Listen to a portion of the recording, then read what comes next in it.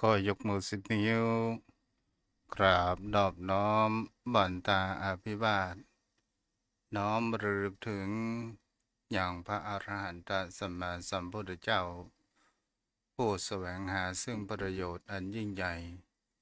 ขอนอบน้อมอย่างพระธรรมคำสอนในศาสนานี้ที่องค์สมเด็จพระสัมมาสัมพุทธเจ้าได้ตรัสแสดงไว้ดีแล้วขอนอบน้อมระลึกถึงอย่างพระสงฆ์สาวกหมู่ใหญ่ผู้มีทิฏฐิอันหมดจดและงดงามโดยสันแก้วของข้าพเจ้าและขอถวายความเคารพนอบน้อมไหวสามายังครูบาอาจารย์พระเถระเจ้าพระภิกษุสงฆ์สามเณรพระสังฆาธิการสงฆ์สมณศักดิ์บัณฑิตนักปราชญ์ท่านผู้มีความรู้ทุกรูปทุกตนทุกองค์ที่รับฟังอยู่มาโดยความเคารพและขอเจริญสุขเจริญธรรมมาอย่างป้องออกไม่ออกศรัทธาอันมีอย่างป้อมอนไม่มอนป้ออุ้ยแม่อุ้ยปีป้านะท่านผู้ฟังผู้มีบุญทุกท่านที่ติดตามรับฟังธรรมะยามบ่ายทางสถานีวิทยุพระพุทธศาสนาและจริยธรรมจังหวัดเชียงใหม่96 เมกะเฮิรตซ์โดยการส่งลิงก์สัญญาณไปณอาคารสุเทพสุพรหมครุบัญชาข้างหอพญาเมืองลายใจกลางเมืองเชียงใหม่ส่งขึ้นอย่างวัดพระธาตุดอยสุเทพราชวรวิหารโดยความเอื้อเฟื้อผู้อำนวยการใจดีปอโควันรบนามวงพรมขอขอบคุณในความเมตตาธรรมจากท่านพระอาจารย์พระมหาประสิทธิ์ปัสสาธิโกผู้คอยเข้าลิงก์และส่งสัญญาณผู้ปิดทองหลังพระ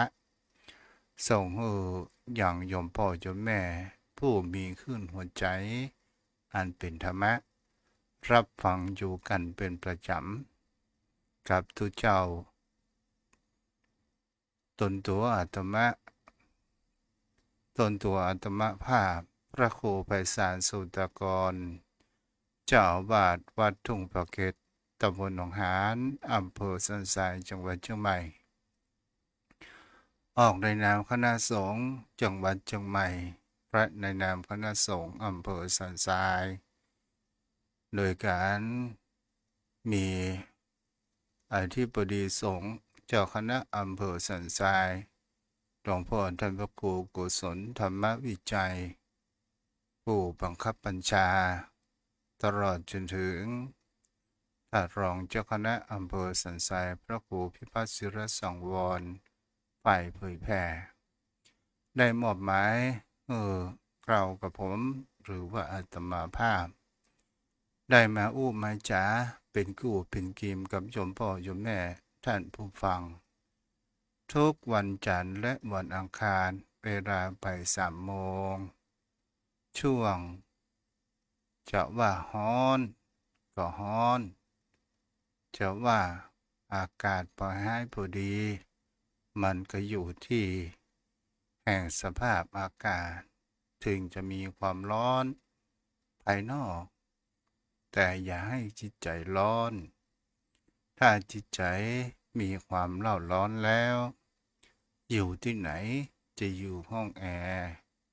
หรือจะอยู่น้ำตกก็ถามมันก็ต้องมีความร้อนเกิดขึ้นจากไฟแห่งคำว่าไฟแห่งความโกรธไฟแห่งความโลภไฟแห่งความหลงโยมพ่อโยมแม่ท่านผู้ฟังวันนี้ก่อนที่เราจะเข้าสู่ธรรมะกันก็ขอประชาสัมพันธ์และอนุโมทนากับสถาญาติโยม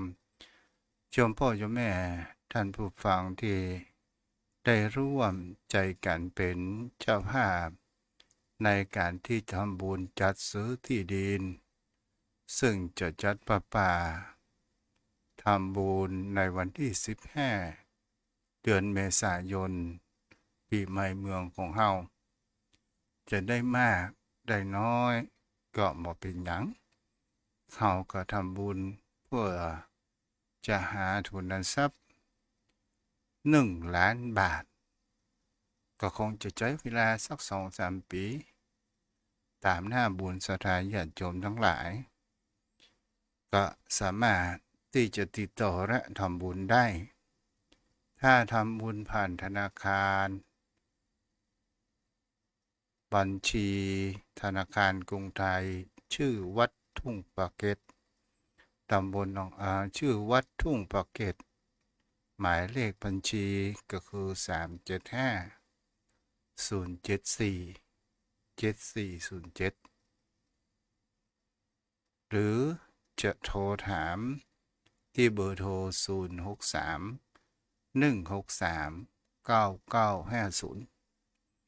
อะไรสถานญาติโยมโยมพ่อโยมแม่ท่านผู้ฟังก็ได้ประชาสัมพันธ์และขออนุโมทนาบุญกับพ่อนานสยันโดยที่ได้เป็นเจ้าภาพในการค่าใช้จ่ายในการออกรายการวิทยุเผยแผ่ธรรมค่าอินเทอร์เน็ตในประจำเดือนนี้ 1,000 บุญญาบารมีก็ขออนุโมทนาบุญมาณโอกาสนี้ตัวย เอาละโยมพ่อโยมแม่วันนี้ก่อนที่จะเข้าสู่ธรรมะเราจะเข้าสู่ในเรื่องมิรินทะปัญหาวันนี้ก็มีคำอู้คำจาให้โยมพ่อโยมแม่นั้นได้คิดกันได้พิจารณากันว่าในวิถีชีวิตแห่งความเปลี่ยนแปลงของมนุษย์บนโลกเราใบนี้เป็นสิ่งที่คนเรานั้นมีการแสวงหาทรัพย์การแสวงหาทรัพย์เพื่อมันจะได้ทรัพย์นั้นมาเพื่อที่จะยังชีวิตของคนเรานั้นเพื่อในการแลกเปลี่ยนสิ่งของและเอามาบำรุงร่างกายเลี้ยงชีวิตของเราตลอดจนถึงความเป็นอยู่ในสังคมจะเป็นอย่างสถานที่หรือว่าที่ดินหรือว่าสร้างบ้านสร้างจองเก็บไว้เมื่อยามเจ็บป่วยเมื่อยไข้เก็บไว้ส่งลูกหลานเราเรียนเก็บไว้เพื่อใช้จ่ายการกินการทานอันนี้เป็นสิ่งที่บุคคลเรานั้นเมื่อเรามีพละกำลังเมื่อยามหนุ่มเราก็หามาได้ง่ายแต่เวลาเราแก่ตัวนั้นมันก็หาได้ยากและเป็นสิ่งที่บุคคลเรานั้นบางครั้งบางคราวบุคคลที่มองแสวงหาทรัพย์ในภายนอกเพื่อยังชีวิตของคนเราแต่เมื่อเราแก่ชรามาแล้วเราควรที่แสวงหาทรัพย์ที่อันเป็นทรัพย์ภายในเรียกว่าอริยทรัพย์มีครั้งหนึ่งนั้นในวัดพระเชตวัน นครสวัสดีซึ่งเป็นวัดอนาถบิณฑิกาเศรษฐีองค์สมเด็จพระสัมมาสัมพุทธเจ้านั้นก็ได้ตรัสแสดงธรรมหมู่กับพระภิกษุสงฆ์สาวกไว้ว่าทรัพย์ทั้ง7นั้นเป็นสิ่งที่คนเราควรจะมีอยู่ในจิตใจนั่นก็คือศรัทธาธนะหรือว่าทรัพย์คือศรัทธาก็คือความเชื่อในที่นี้เป็นความเชื่ออย่างมีเหตุและมีผลเกิดขึ้นถ้าเราเชื่อไร้ปัญญามันก็คืองมงายถ้าเราเชื่อโดยใช้เหตุผลหรือว่าเชื่อนั้นมีปัญญาควรที่เราจะแสวงหาไว้ในจิตในใจของเรานี่ก็คือทรัพย์ประการแรกต่อมาก็คือศิรธนะหรือว่าทรัพย์คือศีลศรัทธาญาติโยมทั้งหลายทรัพย์คือศีลนั้นศีลเป็นรากฐานก่อให้เกิดคุณงามความดีหลายสิ่งหลายอย่างเกิดขึ้น และเป็นสิ่งที่จะทำให้ต้นทางและพื้นฐานแห่งความเป็นอยู่ของเรานั้นจะมีความสุขสบายมามีไผจะมาเบียดเบียนเราได้ทรัพย์เหล่านี้เป็นสิ่งที่คนเรานั้นควรจะน้อมเข้ามาใส่ตัวของเราถ้าเราอู้อย่างย่อก็คือสมรวมกายสำรวมวาจาสำรวมใจนี้เองต่อมาทรัพย์ที่จะควรมีอยู่ในแห่งจิตแห่งใจของคนเราก็คือหิริก็คือทรัพย์อันเป็นแห่งความข้อวัดประพฤติปฏิบัติของตนตัวของเรามีความเกรงกลัวต่อบาปต่อกรรมในกรรมที่อันเป็นความชั่วต่างๆนานาเพราะว่าวิถีชีวิตของคนเรานั้นมันผ่านหลายสิ่งหลายอย่างนั้นเกิดมา ถ้าเรามีทรัพย์นี้อยู่ในจิตในใจแล้ว การกระทำสิ่งที่อันเป็นกรรมบดีก็คือหมายถึงว่าความชั่ว ก็คือหมายถึงกับการที่เรามีความสำรวมมีความเกรงกลัวต่อบาปต่อกรรมนั้นก็คือทรัพย์อันเรียกว่าหิริและโอตตัปปะโอตตัปปะก็คือกลัวบาปกลัวกรรมทรัพย์ประการที่ห้าก็คือพระหูสัจจะสถานญาติโยมทั้งหลายคำว่าพระหูสัจจะนั้นก็คือหมายถึงว่าเป็นผู้ที่ศึกษาเราเรียนเป็นคนที่มีวิชาและความรู้เป็นธรรมกถึกตลอดจนถึงการที่จะเป็นธรรมกถึกหรือว่าการที่เราได้ฟังมากๆมันก่อให้เกิดแห่งปัญญาเกิดขึ้นโยมพ่อโยมแม่ท่านผู้ฟังทั้งหลายเรากำลังสังเกตว่าโยมพ่อโยมแม่ที่รับฟังอย่างพระสงฆ์องค์เจ้าแต่ละรูปแต่ละตนแต่ละองค์ผ่านรายการวิทยุเหมือนกับเราได้ยกวัดนั้นมาไว้ที่บ้าน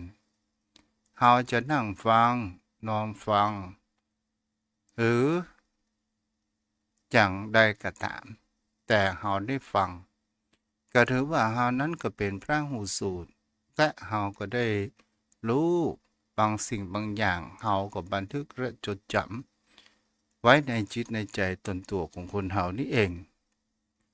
ทรัพย์ต่อมาแห่งทรัพย์หนึ่งนั้นก็คือแห่งคำว่า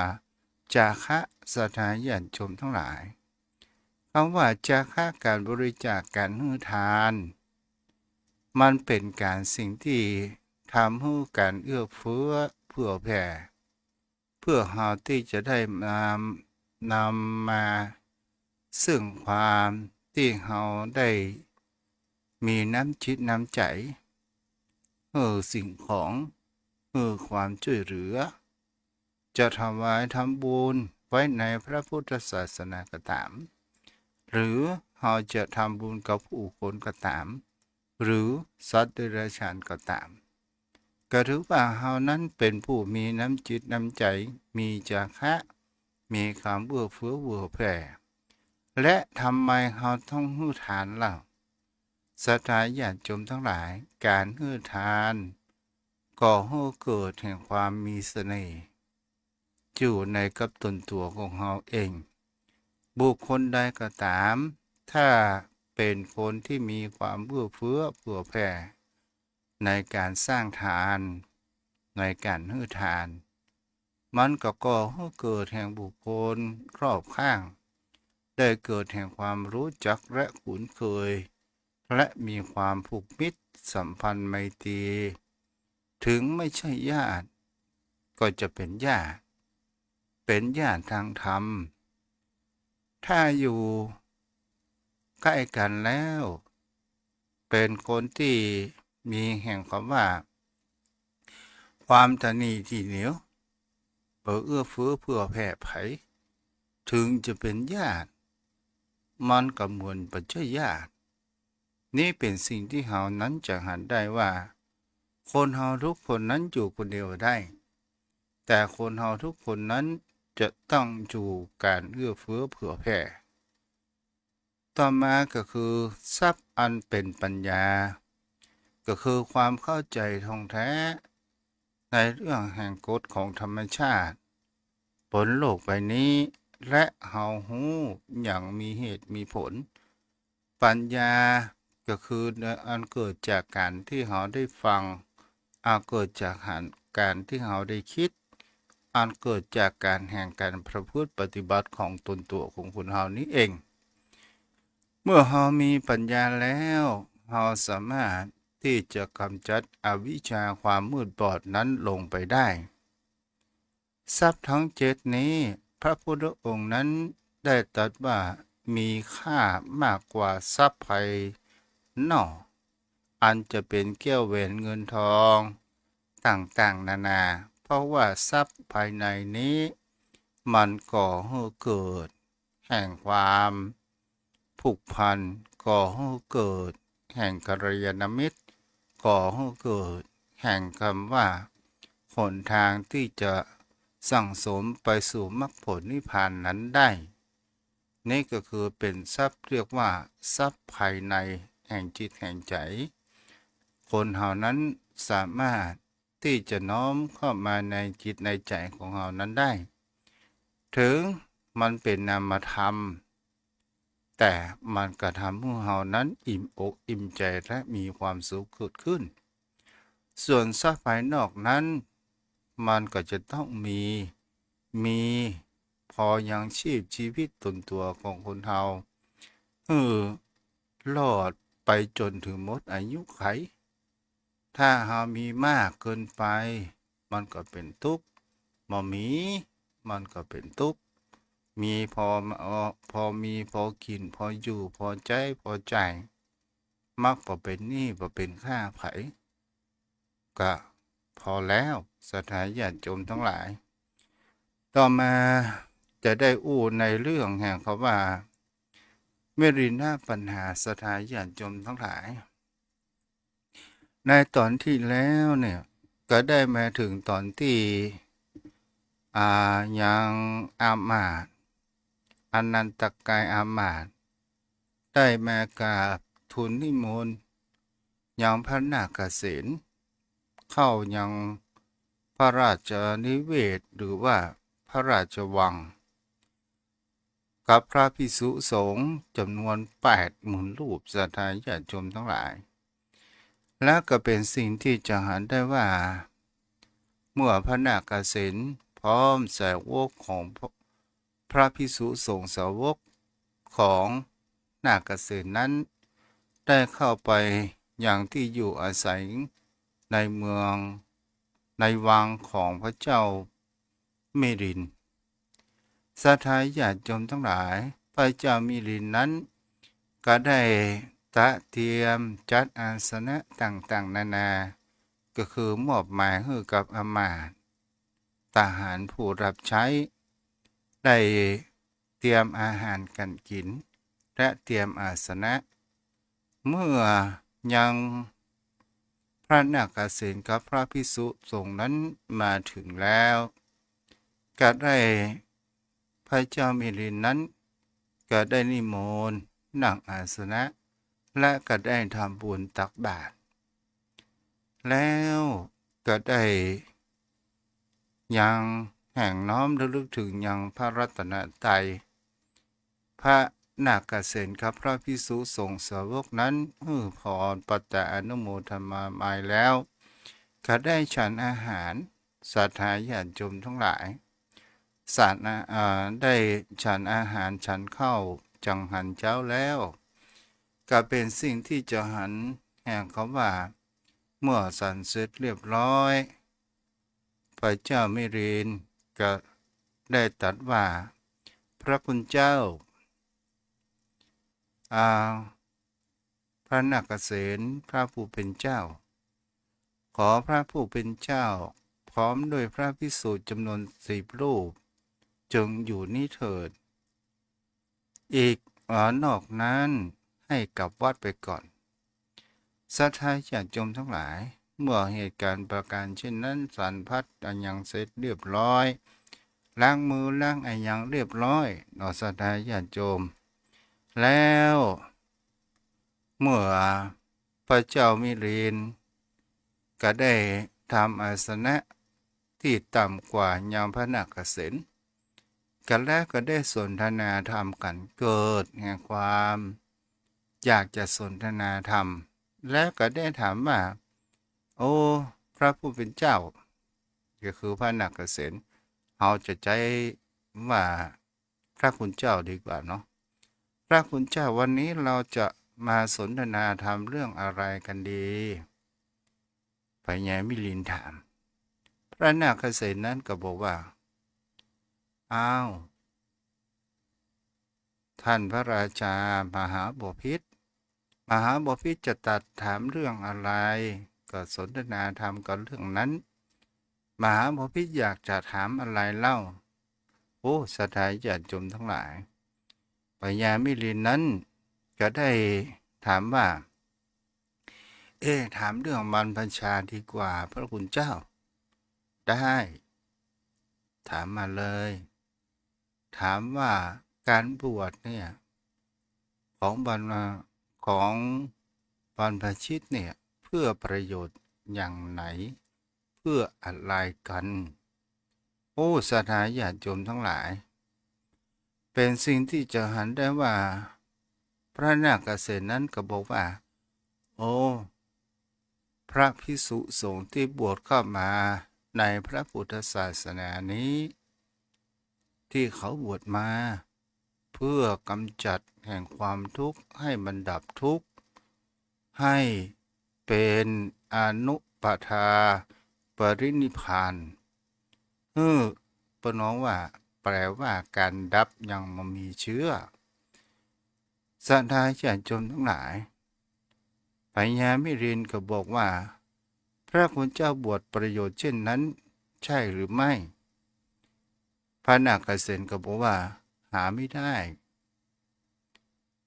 การบวชเพื่อประโยชน์อย่างนั้นบางพวก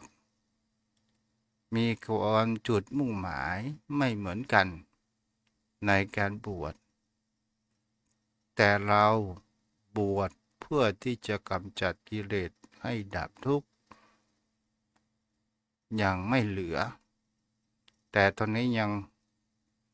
เป็นสิ่งที่จะหาได้ทีนี้พญามิลินก็ได้ถามไปถามมาแล้วบวช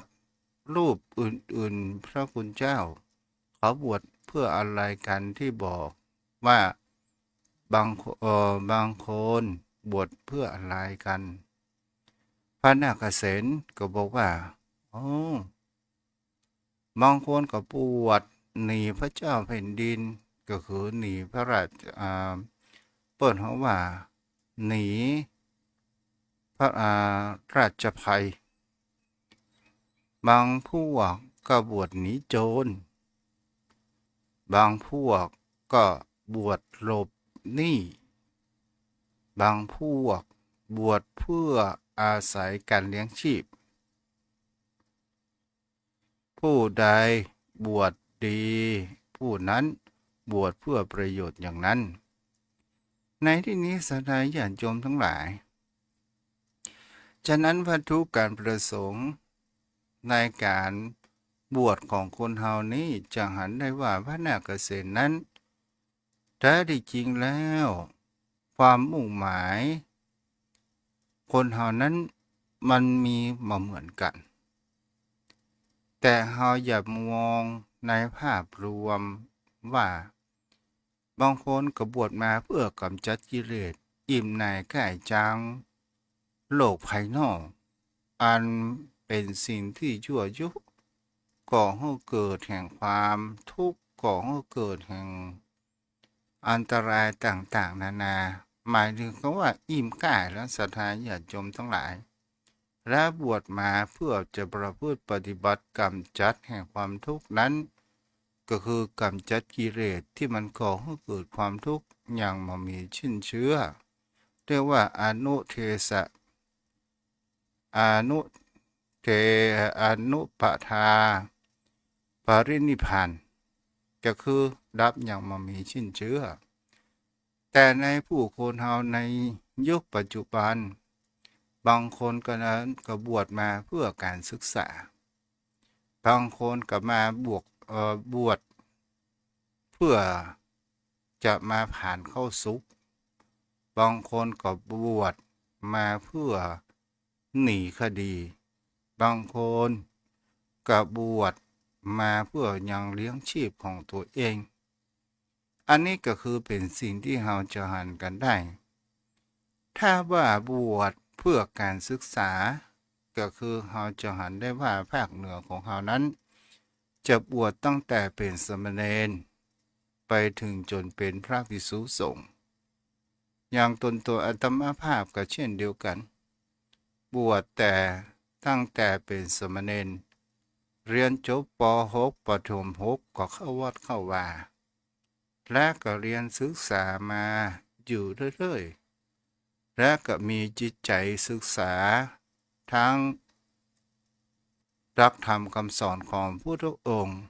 รักพระวินัยและก็ก่อให้เกิดแห่งความซาบซึ้งก่อให้เกิดแห่งแห่งก็ว่าสัจธรรมแล้วเป็นสิ่งที่ถามต่อไปหาว่าเมื่อบวชตอนแห่งความเป็นวัยรุ่น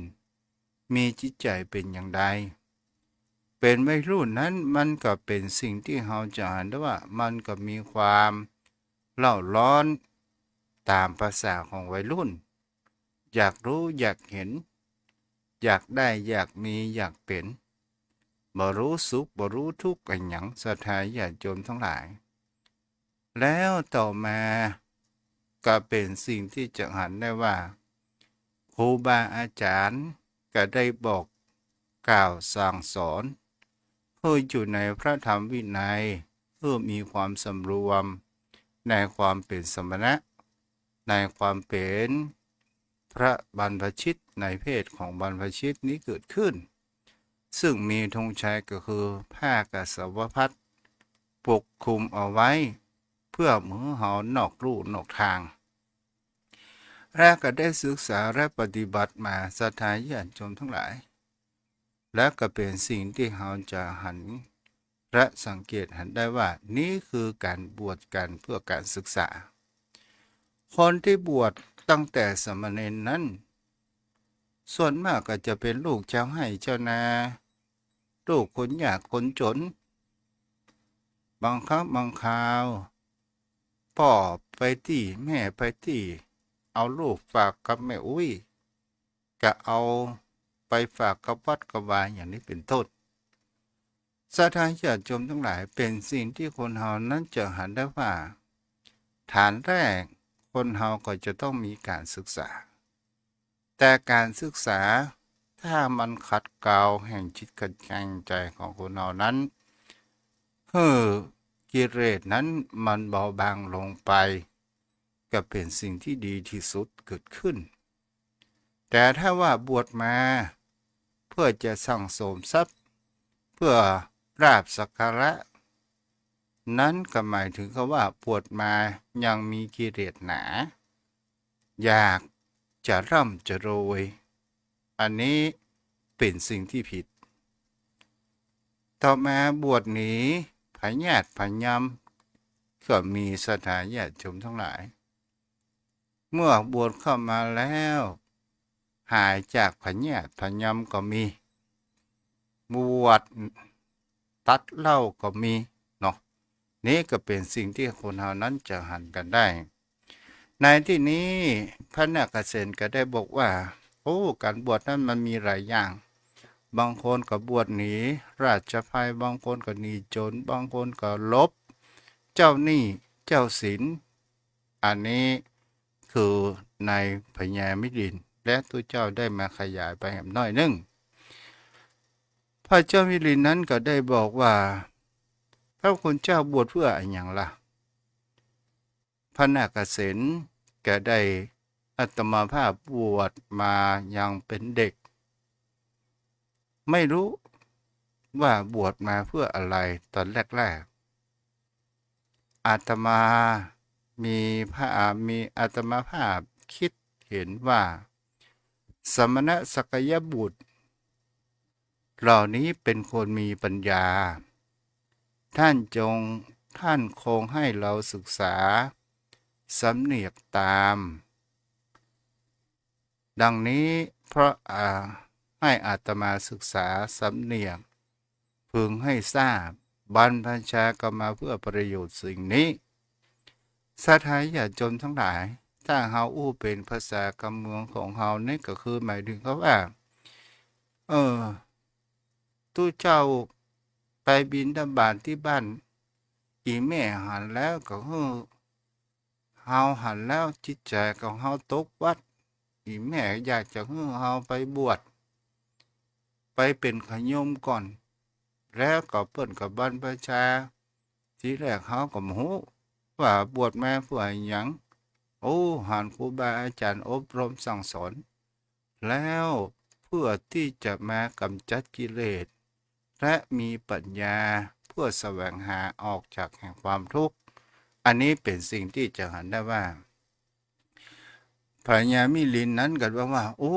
พระคุณเจ้าฉลาดจริงๆฉลาดจริงๆต่อมาสถาญาติโยมทั้งหลายมาปฏิสนธิคณะปัญหานี้คือเป็นเรื่องที่6พญามิลินนั้นก็ได้บอกถามว่าพระคุณเจ้ามีใครๆที่ตายแล้วไม่กลับมาปฏิสนธิอีกบ้างไหมพระนาคเษนก็บอกว่าเจริญพรมหาบพิตรบางคนก็กลับมาปฏิสนธิบางคนก็ไม่กลับมาปฏิสนธิในที่นี้ก็หมายถึงเขาว่าบางคนก็ตายแล้วก็กลับมาเกิดบางคนก็ตายแล้วบ่ปิกมาเกิดบางคนนี่ก็คือเป็นสิ่งที่เราจะเห็นได้ว่าคำว่าปฏิสนธิแปลว่ากลับมาเกิดเจ้าพ่อเจ้าแม่ท่านผู้ฟังพระเจ้ามิลินก็ได้บอกว่าใครกลับมาปฏิสนธิอีกใครไม่กลับมาปฏิสนธิอีกพระคุณเจ้า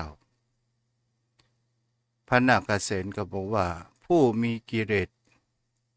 กลับมาปฏิสนธิอีกผู้สิ้นกิเลสแล้วไม่กลับมาปฏิสนธิอีกผู้หมดกิเลสก็หมายถึงว่าบุคคลผู้เป็นแห่งพระอรหันตผลแล้วพระราชาถามว่าพระคุณเจ้าเล่าพระคุณเจ้าจะกลับมาเกิดอีกไหมพระนาคเษนบอกโอ้อาตมายังมีอุปทานยังมีกิเลสเป็นเชื้ออยู่จะกลับมาอีกถ้าอาตมาไม่มีอุปทานไม่มีความยึดมั่นอาตมาก็ไม่กลับมาศรัทธาญาติโยมทั้งหลายอันนี้เป็นสิ่งที่เราจะเห็นได้ว่าพญามิลินว่าโอ้พระคุณเจ้าฉลาดตอบจริงๆก็คือการสนทนาธรรมนั้นของบัณฑิตความเป็นบัณฑิตไม่ได้เอาแพ้และชนะแต่เอาเหตุและผลเพื่อให้มันเกิดในข้อที่มันหันได้ชัดเกิดขึ้นเพราะว่าพระนาคเษนบ่ได้ยกย่องตัวเองแล้วก็บ่ได้ปุยโม้โอ้อวดใดๆทั้งสิ้นต่อมาสถาญาติโยมมาปัญหาข้อที่7ก็คือมนสิการปัญหาพระราชาก็ได้ถามไปว่าพระคุณเจ้าผู้ไม่กลับมาปฏิสนธิเพราะมีโยโสมนสิการใช่หรือไม่โยโสมนสิการแปลว่านึกชอบพระนาคเษนนั้นก็บอกว่าเจริญพรมหาบพิตรโยโสมนสิการนั้นด้วยเพราะปัญญาด้วยเพราะกุศลธรรมเหล่าอื่นด้วย หมายถึงก็ว่าบุคคลที่ประกลับมาเกิดเนี่ยก็เพราะว่ามีความถูกต้องและมามีเพราะว่ามีปัญญาในการกำจัดเสียซึ่งกิเลสและเป็นสิ่งที่มีกุศลธรรมเราอื่นตัวพญาไม่เรียนว่าปัญญาก็คือโยโสมนสิกันไม่ใช่หรือพระนาคเษนนั้นก็บอกว่าไม่ใช่ดอกมหาภพิธมนสิการแปลว่าความนึกอย่างหนึ่งปัญญาเป็นอีกอย่างหนึ่งมนสิการมีแม้กระทั่งสัตว์เดรัจฉานเช่นแพะแกะโคกระบืออูฐลาแต่ปัญญาไม่มีแก่พวกเขาหมายถึงเขาว่าพื้นแห่งความนึกหรือว่าความสำนึกเป็นสิ่งที่คนเราก็มันมีคล้ายๆกันก็การกินเกียรติมีคล้ายกันแต่สุนัขหรือสัตว์แสนรู้ต่างๆจะเป็นงัวควายกระทิงแรดในอย่างก็ตามสัตว์หายฉันจมทั้งหลายมันมามีแห่งคำว่าปัญญาก็คือการพิจารณาที่แยกดีชั่วสิ่งใดที่ควรทำและไม่ควรทำนี่ก็คือเป็นสิ่งที่เราจะหันได้ว่าสัตว์เดรัจฉานมามีปัญญาแต่บุคคลเหล่านั้นมีปัญญาเพราะว่ามันมีการพัฒนาเกิดขึ้นในเรื่องอาหารการกินก็เกิดแห่งคำว่าจิตใต้สำนึกมีรู้คุณอันใดเป็นโทษอันใดเป็นประโยชน์และไม่ใช่ประโยชน์แต่บางคนกะมามีจิตสำนึกมาหูพ่อหูแม่อย่างยุคปัจจุบันข้าทั้งพ่อข้าทั้งแม่มามีจิตสำนึกในผู้มีพระคุณอย่างนี้ตลอดจนถึงข่าวข่มขืนลูกในไส้อันนั้นก็คือเป็นสิ่งที่มามีจิตสำนึกในความเป็นมนุษย์มันก็เหมือนสัตว์เดรัจฉานมีการกินเกียรติเพียงแค่นั้นต่อมาสถานญาติโยมทั้งหลายพระเจ้ามีเดนก็บอกว่าโอ้พระคุณเจ้าตอบถูกใจยังโยมมากโยมอยากจะถามอีกมันไม่มีเวลาแล้ววันพรุ่งนี้เราจะมาถามใหม่ก็มาจบที่ในข้ออ่าข้อที่7อยู่เนาะยังมีมนสิการอยู่เด้อสดาญาติโยมทั้งหลายเอาละวันนี้ก็เอาไว้เพียงเท่าอี้มักหอมปากหอมคอวันนี้ผู้ติดตามทาง Facebook ก็มีทางแม่นวลสิริหินเขียวกราบไหว้สาเนาะอนุโมทนาแม่ครูครัญญาแม่จูนศรีภาชาเนาะแล้วก็ทางมือถืออ่ามีทางเอาที่เป็นเรื่องรับสายมีไผ่พ่องเนี่ยเดินเด้อ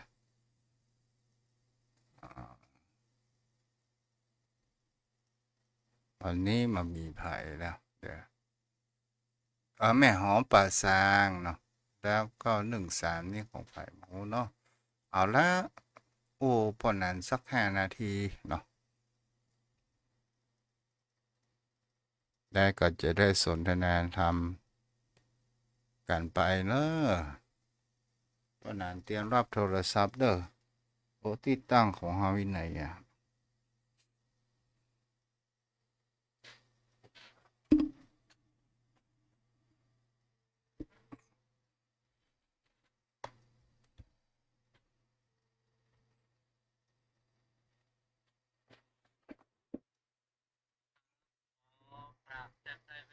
เมตตาธรรมท่านเจ้าด้วยความเคารพสูงยิ่งครับท่าน เจ้า เจ้าครับเจ้า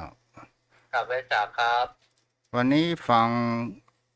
ธรรมะบันเทิงเป็นจังไดพ้อง ธรรมะบันเทิงก็ฟังแล้วมีคติเตือนใจแล้วก็ปัญหาพญามิลินทะโอ้ก็ยิ่งเข้มข้นครับท่านเจ้ากำลังถึงข้อที่7ที่ท่านเจ้าอธิบายไปเข้ากับผมก็พิจารณาไปตามเนื้อธรรม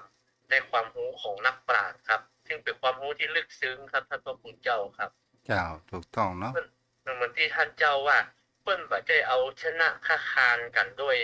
มานะทิฐินะเพิ่นเอาปัญญาสู้กันเอาปัญญาเป็นอาวุธถ้าเพิ่นเข้าใจเพิ่นยอมการเพิ่นก็ว่าเพิ่นเข้าใจอืมยอมรับฟังอันเนี้ยผมว่าโอ้เป็นนักปราชญ์ที่แท้จริงครับท่านเจ้าครับเจ้าแล้วก็เป็นสิ่งที่เราจะหันกรรมบางกรรมที่พระนาคเษนตอบปัญหากับพญามิรินเป็นสิ่งที่จะหันได้ว่าอย่างว่าโยโสมนสิการมนไว้สิสักครับการกับโยโสนั้นเป็นสิ่งที่คนเป็นเปิ้นน้องว่าเป็นคนละอย่างมนสิการก็คือมีความสำนึกก็หมายถึงคำว่ายังมีจิตใต้สำนึกเนาะไว้สักครับมีจิตสำนึกไปได้แต่มามีครับ ปัญญาเจ้าไปสาครับคือเจ้ามันสร้างแยกความแตกต่างระหว่างคนผู้มีปัญญาและสัตว์เดรัจฉานถ้าเราเจ้าเข้าใจง่ายขึ้นก็คือสัตว์เดรัจฉานนี้มันมีอ่สัญชาตญาณคนก็มีสัญชาตญาณแต่สัตว์มันบ่มีวิจารณญาณแต่คนมันมีวิจารณญาณที่ท่านเจ้าว่าจิตใจสำนึกนะครับอันญาณที่ของเรามีเหนือกว่าสัตว์อื่นๆนะครับท่านเจ้าครับเจ้าถูกต้องเนาะไว้สาครับ เจ้าวันนี้ฮ้อนเนาะปะนันเนาะร้อนครับท่านเจ้าแต่ช่วงเจ้าก็ยังเย็นยังหนาวอยู่คจะรับธรรมดามัน เนาะ เป็นไปตามธรรมชาติของมันนะครับมันก็อืมาจากมคนมันคนก็มีส่วนที่ทำให้อากาศเปลี่ยนแปลงครับท่านเจ้าครับทุกสิ่งทุกอย่างไม่เหมือนดังเดิมแม่นทุกอย่างก็ปะนันท่านพระครูเจ้าเพราะว่าจะเป็นประเพณีวัฒนธรรมมันเปลี่ยนแปลงเป็นยุคบางทีเราก็เขาก็ไล่ตัวก้นมันน่ะบางทีเราก็บัตันมันโอ้มันบ่เปลี่ยนไปอีมันยังมันต้องมาเกิดในยุคของเรานี้เนาะ วัฒนธรรมที่ดีงามบอกว่าวิถีไทยวิถีพุทธมันเปลี่ยนแปลงไปวยแล้วไปครับท่านเจ้าครับมันก็ทุกยุคมันก็ดีอย่างเสียอย่างหมดปะนั้นเฮาถ้าไว้สักว่าเฮาอยู่ในยุคแห่งเขาว่าถ้าอาณานิคมถ้าว่าอยู่ในยุคของเอ่อพระเจ้าบุเรงนองทัพพม่ามาตีเมืองไทยเนาะเฮาจะไปอยู่ที่ไหนอะมันก็ปะนั้น ครับมันก็มีการต่อสู้กันเพื่อเอาตัวรอดนะท่านพระพุทธเจ้าพอที่เปิ่นเอาคนกรุงศรีอยุธยาไปเป็นเฉลยศึกบัดได้ปีกมาก็มีเอาขนาดว่าครับใช่ครับท่านเจ้าก็ที่โยผมเยียนึกจะอย่างพี่น้องเจ้ายองนะครับที่อืมพระเจ้าพญากาวิระเปิ้นเอาว่าจะได้เปิ้นไปต้อนอีกอะหรือว่าอืมเปิ้นไปจวนมาเนาะเอาไปอู้เออ จวนมาอ่ะกะเพื่อไปจวนมาเนาะท่านเจ้าเนาะอืมก็ถือว่าไปต้อนหรือว่าไปยับเนาะเพื่อไปจวนมาน่ะเพิ่นมาไว้เมืองละปูเนี่ยท่านเจ้าโอ้ตั้งใดก็เป็นยองหมดอะครับอืมเพราะว่าโอ้เพิ่นก็ค่อยจะเอามานักแกเหมือนกันเด้อท่านเจ้าปะจะสร้างสัมปะตองบ้านที่ไปดังบ้านพาก็แม่นมาในเมืองตัวเมืองก็แม่นโอ้เพิ่นก็ค่อยจะจะเจิญจวนมานักเหมือนกันเนาะท่านเจ้าครับก็เฮาก็ยังถือว่าเฮาก็ยังดี ถ้าเฮาตกอยู่ในเมืองล้านนาของเฮาตกเป็นเมืองขึ้นของพม่าถึง200กว่าปีเนี่ยเฮาไว้ซะ จะอยู่หยังไดเฮาก็ยังบ่ฮู้เนาะมันมันอยู่ใต้มันก็อยู่ใต้อำนาจเพิ่นนะครับเพราะว่าจะการโต๊ะเป็นเพิ่นฮ้องว่าเป็นเมืองขึ้นเฮาก็บ่มีอิสรภาพนะท่านพระคุณเจ้าเพราะนั้นนี่ขอถามความรู้แหมหน่อย ไหว้จุสาครับจุลท่านเจ้าศักราชนี่มันมาไหว้จากไหนจุลศักอ๋อมันเป็นของพม่าครับอ๋อจุลศักราชมันสมัยหนึ่งนะมันจะจ้าเหลือเฮาไป1121 อืม1,121 ปีเพราะว่าพุทธศักราชของเฮานี่มันเริ่มตั้งแต่พระเจ้านิพพานไปแล้วก่อนรับ1 2 3แต่แล้วมันมาพม่านะครับเพิ่นก็มีพุทธศักราชเหมือนกันแต่ว่าในสมัยของกษัตริย์พม่าเนี่ยซึ่งเพิ่นเป็นใหญ่ เปิ้นครองแผ่นดินเปิ้นเลยตั้งเป็นจุลศักราชนับอืเริ่มหนึ่งใหม่มแต่ว่ามันมันมันจ้าไป1,121 ปีจ้ากว่าพุทธศาสนาของเราเพิ่นนับนั่นเป็นตัวมันก่อนเพิ่นนั้นครับนับเป็นตัวครับนับเป็นตัวก็คือนับเป็นปีนับเป็นตัวครับ อืมนับเป็นตัวแล้วเฮาก็ใจนะท่านเจ้าเพราะเฮาตกอยู่ประเทศสลาดของเปิ่นนะเฮาก็ใจจุลศักราชนะครับใจอืมจนวันนี้ก็มีครับในหนังสือปีใหม่นะจุลศักราชได้กี่ตัวนั่นน่ะใจถึงมาถึงปัจจุบันเนี่ยครับท่านเจ้าครับอ๋อเอาได้รับอิทธิพลจากพม่ามานับวันดีวันเสียนี่ของนับมาจากพม่านะท่านเจ้าครับอืเนี่ยมเฮาเนี่ยที่ครูบาอาจารย์อ่านเปิ้นว่าเฮาไปเสียสวยไปเสียนี่คือเปิ่นนะครับเฮาตกไปเมื่อคืนเปิ่นวันนั้นเดือนนั้นเดือนนี้60เดือนนี้เดือน6เดือน10ต้องไปเสียสวยเปิ่นวันอังคารวันอื่นห้ามทำมงคลทุกอย่างทุกประการเดือน3เดือน7เดือน11เนี่ยเดือนเสาร์กับพัดต้องไปเสียสวยพม่าห้ามทำการอย่างทุกอย่างงดไปเสียสวยก็คือไปเครื่องราชบรรณาการเปิ่นนะเฮาตกไปเมื่อคืนเปิ่น แต่เพิ่นบ่ได้ทำลายวัฒนธรรมเฮานะท่านเจ้าเพิ่นบ่ได้เผาอันวัดวาอารามหยังหนังสือนะฮะตัวเมืองเฮาก็ยังอยู่นะท่านเจ้าแต่เพิ่นคุมเฮาไว้แบบนี้คุมประเทศล้านนาของเฮาไว้ครับท่านเจ้าครับแล้วก็มาอู้ไอ้อย่างแต่ตะกี้จะอู้อ่าอย่างเขาว่าสงกรานต์นี่ก็ตรงกันเนาะสงกรานต์นี่พูดถึงพม่าเหรอครับท่านเจ้า อาตรงครับตรงกับเฮาครับตรงตรงกันตรงกันครับคือนับเคลื่อนรอยต่อเนี่ยมันก็นับวันเนี่ยที่เขาว่ามันเดียวมันเคลื่อนไปวันคือมันเอาเศษของมันมาเปาะกันสังขารนั่นจะล่องวันสังขารล่องก็วันที่13แต่ว่ามันเคลื่อนไปเป็นที่14แล้วจ้ะก็วันที่วันเนาหรือวันดาแล้วก็จะเป็นวันที่15วันพญาวันก็จะเป็นวันที่16มันเคลื่อนไป แต่ใจเดียวสูตรเดียวกับจึงพม่าเลยครับท่านพระคุณเจ้าเจ้าใจหลักเดียวกันเลยเฮาก็เลยรับอิทธิพลมาหลายอย่าง แต่ว่าร้านนาเฮาก็มีอัตลักษณ์ของเฮาโดยเฉพาะนะท่านพระคุณเจ้ามันถึงแม้ว่ามันจะถูกพม่าเข้าปกครอง แต่ว่ามันประเพณีมันบ่สูญหายมันกลมกลืนมันเข้าหากันอย่างกลมกลืนมันมันโดยที่ว่ามันงามอะงดงามการกินการอยู่กินขันโตกของเฮาก็ อาหารเฮาก็มีอาหารพม่าแกงฮังเลหยังเข้ามาของเฮาก็มีน้ำพริกโดยครับมันก็ยังอยู่ด้วยกันได้แล้วก็กินด้วยกันก็เปิงนะท่านเจ้าแกงฮังเลจอผักกาดก็กินกับน้ำพริกแดงเนี่ยล่ะตุน้ำพริกหเจ้านุ่มเนี่ยกัวเด้อป้อนหันเลยครับแต่ท่านเจ้าแกงฮังเลตุเจ้ากัวเด้อโอ้ท่านเจ้ากับผมหันแล้วผมยังพบเยอะแต่มันเปิงครับพระคุณเจ้ามันเป็นอื้อมันเป็นหมกเป็นมันมีกระจิ้นมันเลือดนะผมว่าโอ้แต่มันเปิงบ่ได้ท่านพระคุณเจ้า เปิ้นมันอู้ว่าถ้างานใดขาดการทางเลแสดงว่างานนั้นบ่ครบบ่พร้อมเนี่ยคำว่าบ่ครบบ่พร้อมนั่นก็คือว่ามันได้หลายอย่างเนาะมันบ่ครบในการเงินที่ตลอดจนถึงแล้วก็ร่างกายโดยเมืองไทยสมัยนายกจอมพลปพิบูลสงครามเนี่ยไม่นะครับถือเอาวันที่15เป็นวันศาสตร์ไทยเนาะเพราะว่ามันอันนี้โดยเมืองของเฮามันยึดประเทศจากกรุงเทพเป็นหลักครับท่านเจ้ามันก็จึงได้โดยทางกรุงเทพว่ากรุงเทพเพิ่นสั่งการมาอย่างใดเฮาก็ต้องเอาตามนั้นท่านเจ้าแม้แต่เปลี่ยนชื่อก็ดีการห้ามพืชกินน้ำตั้งเหนือเฮาคนเฒ่าคนแก่เพิ่นก็แบบเพิ่นก็ถูกห้ามเหมือนกันนะท่านเจ้าที่สมัยจอมพลปบ่ใช่ว่าในกรุงเทพอย่างเดียวนะครับตั้งที่เหนือเฮาห้ามกินหมากถมแต่ที่สาธารณะนี่มาเกิดสมัยไหนจอมพลปเนี่ยครับแต่ว่ามันมีมาตั้งแต่ยุคพม่ายุคก่อนๆมาแล้วครับดินหมากเกี้ยวอย่างนะครับท่านอืเจ้าแต่ว่ามมันมีกฎหมายพรบบังคับสมัยจอมพลปถ้ากินหมากนี่ผิดบ้านใดปลูกหมากไว้นี่ผิดเพิ่นต้องมาฟันขว้างเนี่ยเพิ่นบ่ให้กินเพราะมันสกปรกเรี่ยราดเนี่ยเพิ่นก็อือย่างเนี้ยโทษว่ามันสกปรกบ้านพวกสกปรกเมืองกินแล้วบ้วนทิ้งไปเลยท่านเจ้าครับจ้ะจ้ะ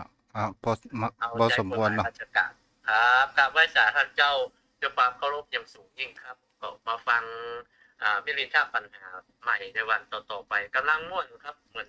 ธรรมนิยายท่านพระพุทธเจ้าได้สาระแก่สารดีครับต้องขอกราบไหว้สาเป็นตาธรรมท่านเจ้าด้วยความเคารพสูงยิ่งครับท่านญาติธรรมกัลยาณมิตรกัลยาณธรรมทุกท่านเอาศึกษาธรรมะไปพร้อมๆกันได้ลดแห่งพระธรรมหลายอย่างพินิจพิจารณาไปตามเนื้อตามเหตุตามผลของธรรมะนักปราชญ์ซึ่งเป็นธรรมะที่ขนานนะครับคำสอนของพระพุทธเจ้านะครับไม่ได้นอกเหนือจากคำสอนพระพุทธเจ้าแม้แต่นิดเดียวมาพญามิลินทะก็ถามในเรื่องของธรรมะพระพุทธเจ้าพระนาคเษนก็ตอบในธรรมะของพระพุทธเจ้าโดยตรงนะครับขอขอบพระคุณทุกท่านครับสวัสดีครับ โปรดรักษาเด้อปนหนาเนาะวันพวกอาจจะเป็นภาษาถิ่นเนาะในการฟังธรรมอ้าวจะโทรมาได้เด้อ063 163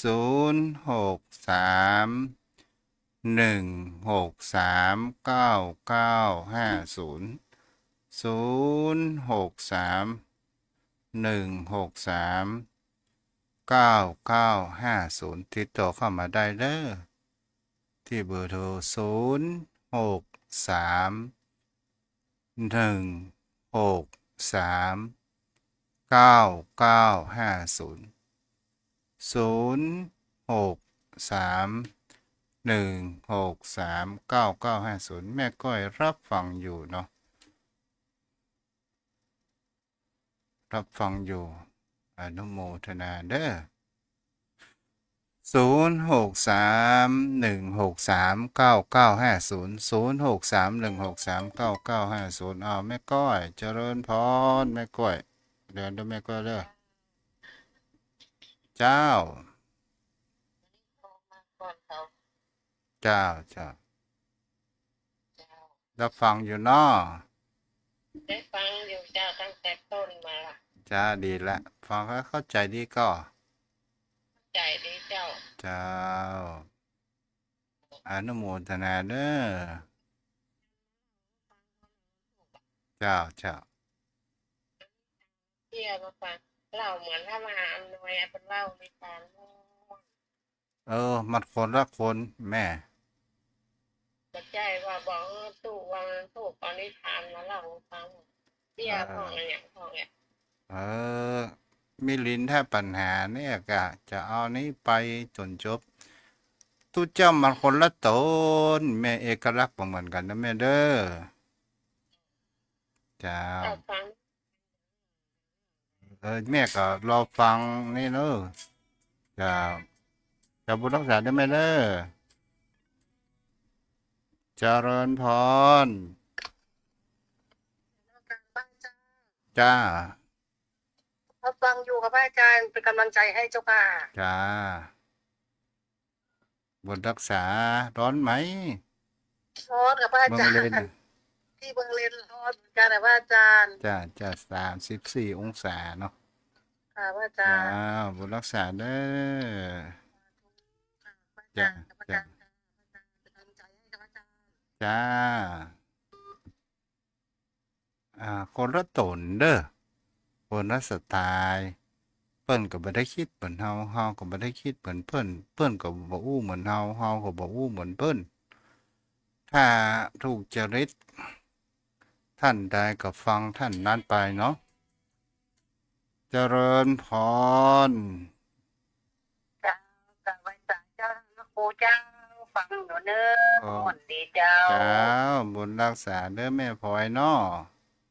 เจ้าเจ้ากับไว้สายเจ้าฟังตลอดเนอเจ้าบุญรักษาเจ้าเอาแม่บัวบุญโทรเข้ามาได้06316399500631639950แถม4 นาทีเจริญพรแม่อุ้ยสาธุเจ้าอันนั้นเป็นลูกกุ้งพ่อครูไปสารมันลูกทุ่งคนละเพลงเนาะ เออ อันแต่รู้แม่ฟังนั่นถ้าเป็นเพลงนี่เพลงลูกกรุงพระมหาอำนวยอ่ะ จ้า แต่ว่าแม่เขาไปบ้านหมื่นเงินกองถ้าฮ้อนอย่างวันนี้ได้เดิน2 กิโลป่ายถ้าอย่ามาพดนี่ อ๋อ แต่ว่าไปสร้างบุญญาบารมีไปล่า เออ เนาะ ไป2 คนแม่พรไปด้วยกันว่าโอ้นึกว่าเดินมาถึงแล้วละอ่อนที่อันมาแต่งตัวยังเป็นลวนะจะว่าเป็นลมมันอ่อนเข้าใจนะ อ่า ที่กับแม่เขาเท่าแล้วมันเป็นก็น่าบุญอธิษฐานเอาเนาะ จ้าบุญรักษาแม่ สาธุเจ้าวันนี้ฮ้อน จ้าอ้าวโทรเข้ามาได้เด้อไผแม่อะไรอย่างละสารปีน่ะ0631639950สายสุดท้ายแต่ไม่สุดท้ายพรุ่งนี้ก็มาฟังต่อกัน เจริญพรแม่ทัศนี สาธุเจ้า เจ้าแม่ เจ้าฟังอยู่เจ้า เจ้าบุญรักษาเด้อ เจ้าหมูนี้บอกค่อยได้ไปทางใดอ่ะเจ้าวันนั้นก็พอดีบ้านไอ้ญาติอยู่อันบ้านนิกอยู่เปล่าลูกอ่ะ เจ้าแม่แม่อู้เขาหน้าแม่ปิดวิทยุลูกตู้ตัวเด้อ เจ้า เจ้าบุญรักษาเด้อแม่เด้อหมดเวลาละอ้าวขอสาย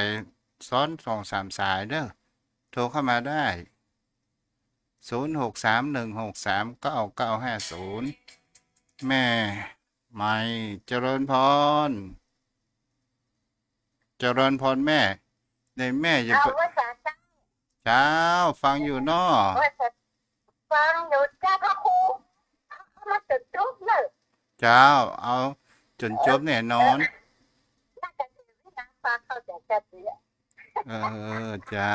ดีละ เจ้าเอาจุดจุดเลย เจ้าบุญรักษาเด้อแม่ใหม่ เจ้าสาธุเจ้า ปวกกลางเนาะเอ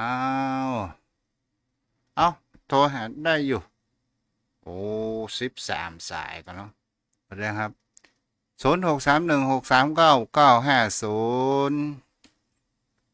เดี๋ยวจะวันพุธมารับฟังกันใหม่เด้อ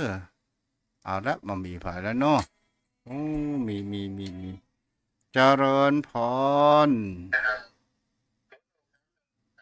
แม่ปิดอยู่กับแม่ ว่าสาเจ้า เจ้าแม่ เป็นกำลังใจ เจ้าแม่อยู่ไหน อยู่สันปะจักสันแก้วเจ้า โอ้สัมปันสักหันแก้วห่างดงเนาะดีละแม่